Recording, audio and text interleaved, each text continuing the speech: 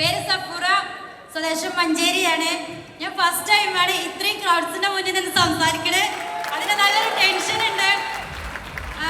ഞാൻ ഈ ബിസിനസ്സിനെ പരിചയപ്പെടുന്നതും വന്നതും ഇതുപോലൊരു ഫൗണ്ടേഷൻ ഡയമണ്ടിനാണ്.